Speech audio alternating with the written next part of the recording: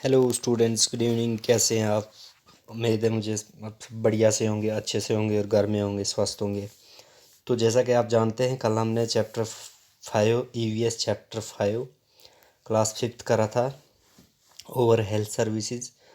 Over health services में हम बहुत सारे पढ़े थे। ये स्वास्थ्य से जुड़ी हुई जो सेवाएं होती हैं हम पढ़े थे। प्राइमरी हेल्थ सेंटर्स क्या होते हैं, प्राइमरी हेल्थ सब सेंटर्स क्या होते हैं हम पढ़े थे। कम्युनिटी हेल्थ सेंटर्स क्या होते हैं।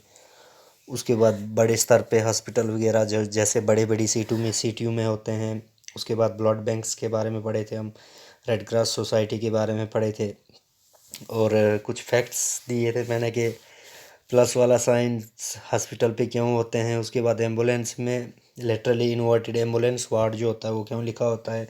तो ये सब हम कल पढ़े थे। तो आज हम जो है आपके लिए लेके आए हैं एक नया टॉपिक, एक नया chapter 6 a trait for mosquitoes. ठीक है, तो आइए चलते हैं, चैप्टर की शुरुआत करते हैं। तो अ ट्रेट फॉर मॉस्किटोज़ जैसा कि आप जानते हो, मॉस्किटो जो है वो एक मच्छर है। मच्छर मतलब एक ऐसा जीव, इनवर्टिब्रेट जीव है। इनवर्टिब्रेट जैसा कि मैं आपको थोड़ा सा बोल दूं, इनवर्टिब्रेट जीव ऐसे जीव होते हैं जिनकी स्पाइनल कॉर्ड नहीं रहती है, मतलब बोन्स, हम बोल सकते हैं कि बोन्स की हड्डी वगैरह जिनमें नहीं रहती हैं। तो ये जीव की कैटेगरी में इंसेक्ट्स में पाया, मतलब वो मॉस्किटो जो है वो इंसेक्ट है। तो इंसेक्ट्स वो जीव होते हैं जिनकी 6 टांगें रहती है और इनवर्टिब्रेट्स एनिमल्स होते हैं ये या जीव होते हैं। ठीक है, तो इनको इंसेक्ट्स में कैटेगराइज करा गया है।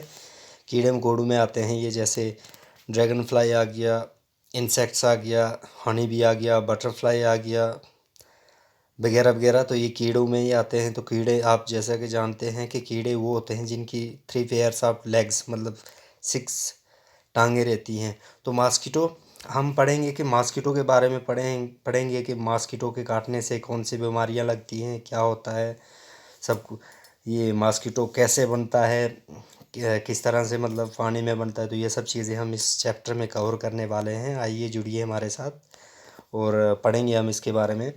Mosquito is a insect. Mosquito जो है वो एक कीड़ा है। तो जैसा कि मैंने अभी आपको डिस्कशन में, तो अगर, हाँ, blood test to know about, हाँ, तो मॉस्किटो जो है कीड़ा है। ठीक है, तो अगर किसी को मॉस्किटो या मच्छर वगैरह किसी को बाइट कर देता है, तो इसको जानने के लिए हम क्या करते हैं, ब्लड टेस्ट करते हैं to know about the disease. Blood test is necessary for patients, it is done in the laboratory. तो प्रीवियस चैप्टर में हम पढ़े हैं लेबॉर्ट्री के बारे में, लेबॉर्ट्री का क्या काम रहता है। जैसा कि लेबॉर्ट्री में टेक्नीशियन होता है, मेडिकल इक्विपमेंट्स होती हैं, मशीनरीज वगैरह होती हैं। तो किसी भी बीमारी के बारे में, मतलब निचोड़ से जड़ से किसी मतलब बीमारी के बारे में जानना, तो हमें किससे पता चलता है। सबसे पहले डॉक्टर के पास आप जाओगे तो वो सबसे पहले आपको रेकमेंड करता है, प्रिस्क्राइब करता है कि आप ब्लड टेस्ट करिए। तो ब्लड टेस्ट करा जाता है। तो ब्लड टेस्ट जो है वो लेबॉर्ट्री में होता है। प्रीवियस चैप्टर में आपको पता है कि पढ़ने का यही मतलब होता है, एक चैप्टर दूसरे पे रिलेटेड होता है। लास्ट टाइम यानी पिछले चैप्टर में मैंने वीडियो दिया था हेल्थ सर्विसेज के बारे में, तो मतलब उस चैप्टर का रिलेशन इस चैप्टर में भी हमें मिल रहा है। तो लेबॉर्ट्री का काम रहता है, ब्लड टेस्ट वगैरह किए जाते हैं जहाँ पे बहुत सारे टेस्ट वगैरह होते हैं। तो अब है मलेरिया। मलेरिया, ठीक है, मलेरिया, ठीक है। तो मलेरिया का क्या होता है कि जब कभी भी आप सुनते हो या कहीं आपके रिश्तेदार रिलेटिव्स में या कहीं आप हॉस्पिटल से खबर आती है कि इसको, इस बंदे को मलेरिया हो गया। तो मलेरिया कैसे होता है, जब कोई इन्फेक्टेड मॉस्किटोज हो गया, मतलब पहले से ही इन्फेक्ट हुआ, इन्फेक्शन से लैस ये मॉस्किटो किसी को बाइट करता है, तो उस आदमी को मलेरिया हो जाता है। ठीक है, तो वो मलेरिया जो है, अगर मानो मुझे आज बाइट किया मच्छर ने, वो सभी मच्छर नहीं रहते हैं बल्कि कोई से चुनिंदा ही होते हैं जो इन्फेक्टेड होते हैं। तो उस तरह से वो मलेरिया फैलता है। अगर वो मॉस्किटो जो है इन्फेक्टेड मॉस्किटोज अगर बाइट करे तो मलेरिया उस बंदे को हो जाता है। तो मतलब 1 वीक के बाद मलेरिया का सिम्टम्स वगैरह आने लगते हैं पेशेंट में। तो malaria is a disease caused by the bytes of infected mosquitoes. तो कोई पूछे आपसे कि मलेरिया क्या होता है, तो मलेरिया एक डिजीज़ है। इसको वायरल डिजीज़ नहीं बोल सकते हैं, बल्कि इन्फेक्शन से होती है। इन्फेक्टेड मॉस्किटो जब काटता है, बाइट करता है, तो उससे ये बीमारी बनती है। तो ये जो है, या इसकी दूसरी डेफिनेशन आप बोल सकते हो मलेरिया की, a disease caused by A Plasmodium parasite. ठीक है, प्लाज्मोडियम पैरासाइट जैसा कि आप हायर क्लासेस में जानेंगे कि ये मलेरिया पैरासाइट होता है। क्या कहते हैं, ये प्लाज्मोडियम मलेरिया प्लाज्मोडियम मतलब पैरासाइट मतलब परपेशी। जैसे कि एक्जो पैरासाइट्स होते हैं, इंडो पैरासाइट्स होते हैं। एक्जो पैरासाइट्स वो होते हैं जो बॉडी के सरफेस पे होते हैं, और इंडो पैरासाइट्स जो बॉडी के अंदर होते हैं। तो ये बॉडी के अंदर पाया जाता है। परपोशी भी जिसको बोल सकते हैं हम हिंदी में। तो ये जो है प्लाज्मोडियम पैरासाइट से ही जो है मलेरिया फैलता है। Transmitted by the bite of infected mosquitoes. जो इन्फेक्टेड मॉस्किटोज होता है उसकी बाइट से मतलब वो बीमारी जो है ट्रांसमिट होती है किसी इंसान के अंदर। और या other disease also caused by the mosquitoes. दूसरी बीमारियां भी मॉस्किटोज वगैरह से होती हैं। तो दूसरी बीमारियां क्या होती हैं आइए जानते हैं। जैसे डेंगू आ गया, वेस्ट नाइल वायरस आ गया, चिकनगुनिया आ गया, येलो फीवर आ गया, फिलेरियासिस आ गया, टुलरेमिया आ गया, डायरोफ्लेसिस आ गया। फिर उसके बाद जाफनीज़ इंसेफ्लाइटिस आ गया, सेंट लॉइस इंसेफ्लाइटिस आ गया, वेस्टर्न इक्विन इंसेफ्लाइटिस आ गया।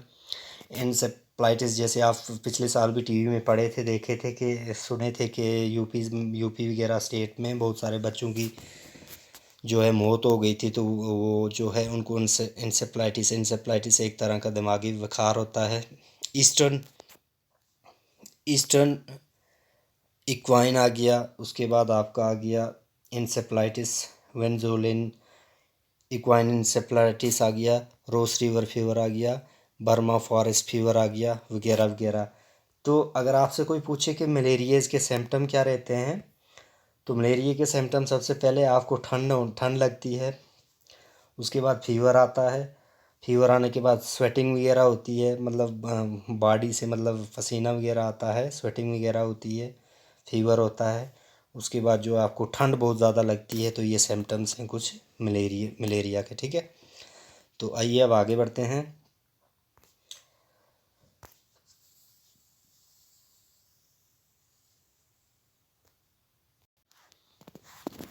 अब आगे आपका है एनीमिया। ठीक है, एनीमिया एनीमिया एक डिजीज़ है जो कब लगती है, अगर बॉडी में जो हो रेड ब्लड कार्पोसल्स या रेड ब्लड सेल्स भी बोल सकते हो आप इनको, जब इनकी कमी हो जाती है बॉडी में, या हीमोग्लोबिन, या सीधे सीधे आप बोल सकते हो बॉडी में जब खून की कमी हो जाती है, तब आपको जो है एनीमिया लगता है। ठीक है, are a lowered ability of the blood to carry oxygen. तो जो है आपको पता है कि रेड ब्लड सेल्स का काम रहता है ब्लड को डिफरेंट पार्ट्स डिफरेंट ऑर्गन्स तक ले जाना। तो वो मतलब सप्लाई नहीं हो पाती है ब्लड्स में, ऑक्सीजन भी नहीं कैरी कर पाता है। तो इसलिए मतलब जब ये एनीमिया डिजीज़ लग जाती है तो ठीक है।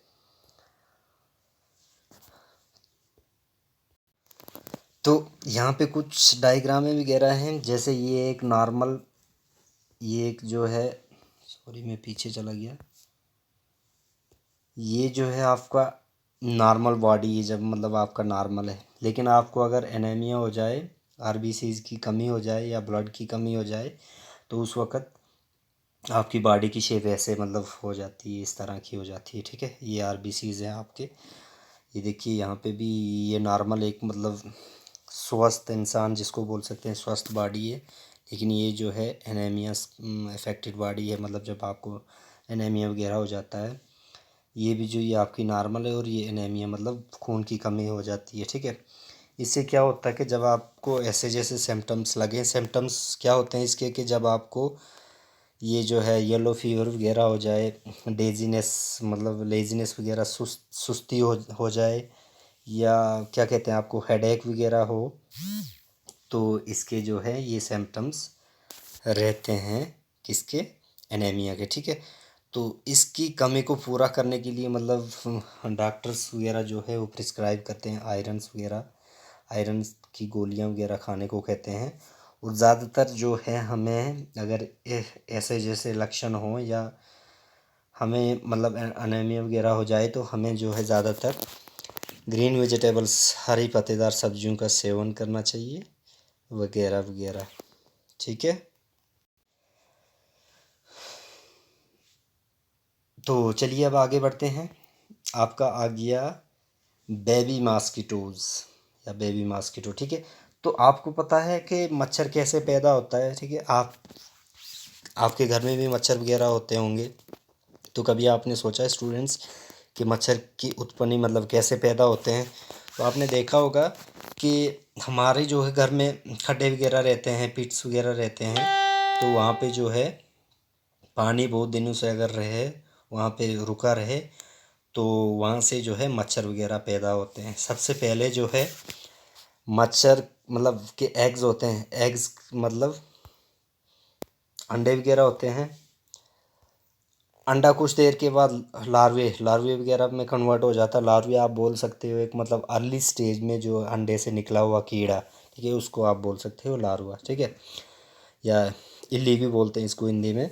तो उसके बाद ये मतलब थोड़ा बड़ा होके पुप्पा बन जाता है। पुप्पा के बाद एक एडल्ट मच्छर, अच्छी तरह से आपका खून चूसने वाला मच्छर तैयार हो जाता है। ठीक है, तो हमेशा मच्छरों से ही जितना ज़्यादा हो सके तो बचना ही चाहिए। इस तरह के पानी में मतलब जो आपके लार्वे वगैरह बनते हैं, ये आपके इल्ली वगैरह, ठीक है, पानी में आई समझ। तो आपको हमेशा ये ध्यान रखना चाहिए कि आपके आंगन आसपास में कहीं भी पानी जो है रुक ना पाए ज़्यादा देर तक, या आपके फ्रिज या वगैरह आगे, फ्रिज पे या कूलर्स वगैरह आगे। ठीक है, तो इन जगहों पे ज़्यादातर पानी नहीं होना चाहिए। आपको जल्दी से जल्दी इन चीज़ों को ड्राइड ऑफ कर देना चाहिए, सूखा कर देना चाहिए। ठीक है, इससे मच्छर पैदा नहीं हो पाएंगे। ठीक है, या आपके बगल में या घर के नज़दीक कहीं पे अगर पॉन्ड वगैरह है, तालाब वगैरह है, तो वहाँ पे आपको ज़्यादा से ज़्यादा फ़िश वगैरह भी रखनी चाहिए एक्वेरियम वगैरह में। ठीक है, उससे क्या होगा कि जो पानी में लार्वाज वगैरह बनते हैं, वो जो है मछली वगैरह खा लेती है उनको। ठीक है, तो बेबी मॉस्किटोज, तो यही मैंने बताया कैसे उत्पत्ति होती है, वो कैसे पैदा होते हैं। Are you inviting mosquitoes beware, क्या आप मच्छर को दावत दे रहे हो, तो इसके बारे में आपको सतर्क रहना चाहिए, होशियार रहना चाहिए।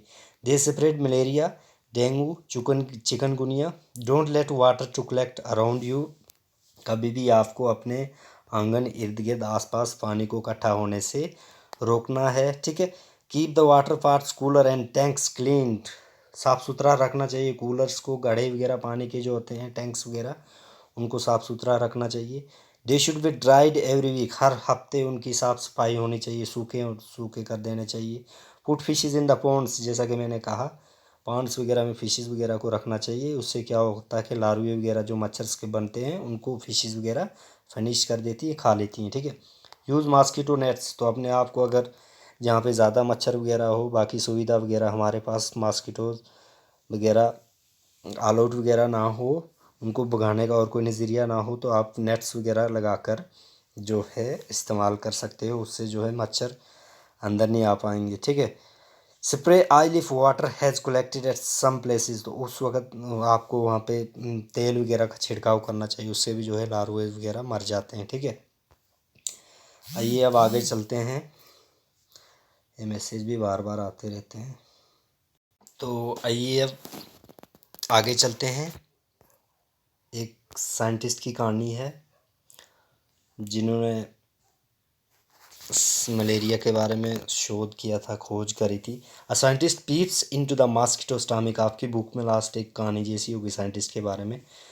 तो पीप्स होता मतलब घुस जाना पूरी तरह से सर्च में। ठीक है, शोध में घुस जाना। तो मॉस्किटो स्टमक में पूरी तरह से वो इतने, आप बोल सकते हो कि घुस गए थे सर्च करने में। ठीक है, तो उनका नाम था रोनाल्डो रॉस। उन्होंने क्या किया कि वो उनके फादर जो थे वो इंडियन आर्मी में जो थे वो बड़े रैंक पे थे, ठीक है। इंडियन आर्मी में मेजर या मेजर वगैरह थे। तो वो जो है उन्होंने बहुत सारे मच्छर को लेकर के स्टडी करी, उनको मतलब देखा वाला, लेकिन उनको कोई डिफरेंस नहीं दिखा। सब मच्छर मच्छर वगैरह का खून जो था एक जैसा ही था।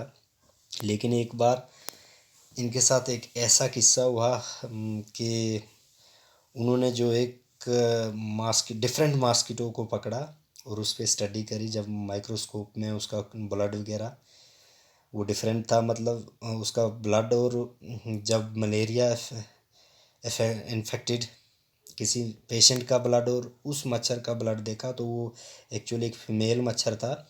तो उनका ब्लड जो है वो कुछ मैच होने लगा था। उस तरह से उन्होंने बोला कि मलेरिया जो है वो मॉस्किटो से ही स्प्रेड होता है, ठीक है, मॉस्किटो बाइट से ही स्प्रेड होता है। तो इसके लिए उनको जो है 1902 में जो है नोबल प्राइज़, जो एक बहुत बड़ा प्राइज़ रहता है, उसके लिए उनको अवार्ड किया गया नोबल प्राइज़, ठीक है। तो लास्ट में जो है 1905 में उनकी मृत्यु हो गई थी। और लास्ट में उन्होंने एक ये वर्ड्स कुछ कहे थे, बोले थे, I will find something new. मैंने कुछ पाया और मैंने कुछ नया पाया, ठीक है, ये कुछ बोला था उन्होंने, ठीक है। अब आगे चलते हैं। अब आगे तो ख़त्म हो गया।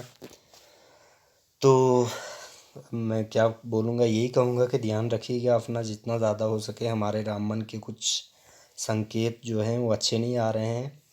कल जो थे हमारे 3 कोविड-19 के पेशेंट आए थे, तो आज वो अभी अभी मैंने डीसी साहब का ट्वीट देखा था, तो वो आज नए जो पॉजिटिव केस आए हैं, तो मैं आपकी जानकारी के लिए आपको बोल दूं कि वो 10 हैं। तो कुल मिला के 13 होंगे। एक पहले भी था तो वो 14 हो गए। तो कुछ अच्छे संकेत नहीं आ रहे हैं हमारे डिस्ट्रिक्ट के। तो आशा करते हैं जितना जल्दी हो पाए कोविड-19 से छुटकारा हो जाए और हम आपके समक्ष एक बार फिर स्कूल में उपस्थित हो पाएँ और आपको डेली रूटीन वर्क में क्लासेस दे पाएँ, जैसा कि हमारा रूटीन वर्क रहता था स्कूल में। हम भी उत्सुक हैं कि कब आपसे मिलें, कब आपसे मुलाकात हो। लेकिन चलो, आशा है कि जल्दी जो है स्कूल खुलें और आपसे भेंट हो पाए। थैंक यू हमारे साथ बने रहने के लिए। आप घर में पढ़ें, स्वस्थ रहें और ज़्यादा आगे पीछे ना घूमें और ज़्यादा से ज़्यादा होम क्वारंटाइन ही रहें। Thank you. Stay home, stay safe. Last में यही मैसेज दूंगा। Thank you once again. Thanks. Good night.